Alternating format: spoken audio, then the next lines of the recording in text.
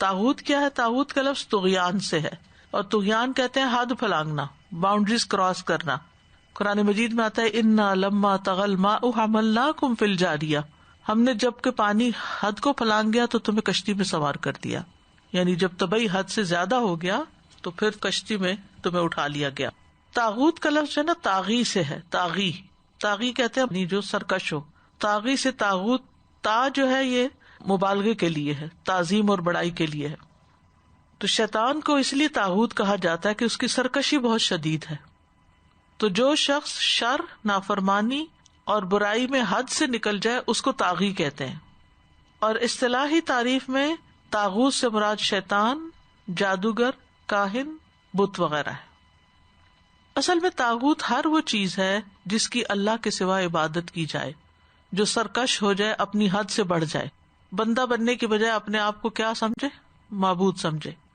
طاغوت کے 5 بڑے سرغنہ ہیں. ابن قیم کہتے ہیں طاغوت بہت زیادہ ہیں، ان کے سردار 5 ہیں.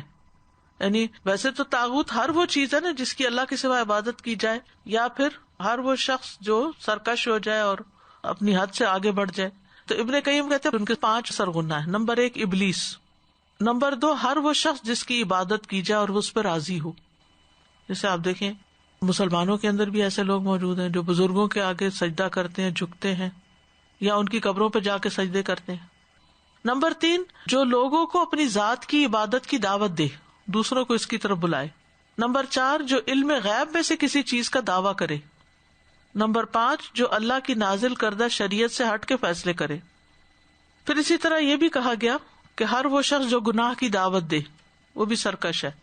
امام مالک کہتے ہیں طاغوت ہر وہ چیز ہے جس کی اللہ کو چھوڑ کر عبادت کی جائے، چاہے بت ہو یا کوئی اور ہو.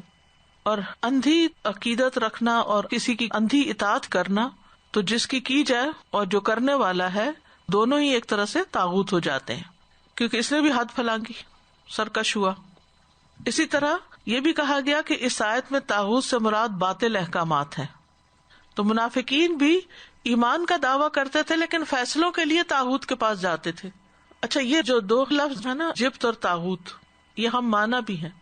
جب یہ الگ الگ آئے تو دونوں بت کے معنی میں آ سکتے ہیں، لیکن جب ساتھ آئیں گے تو ایک سے مراد بت ہوگا اور دوسرے سے مراد شیطان وغیرہ یا کوئی اور معنی. جیسے اسلام اور ایمان الگ الگ آئے تو اسلام میں ایمان، ایمان میں اسلام داخل ہوتا ہے، لیکن جب اکٹھے آئے تو پھر معنی الگ الگ ہو جاتا ہے.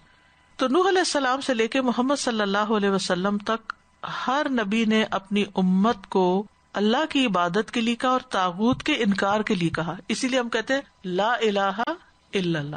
تو پہلے ہم طاغوت کا انکار کرتے ہیں، پھر اللہ کی الہ ہونے کی افرمیشن کرتے ہیں.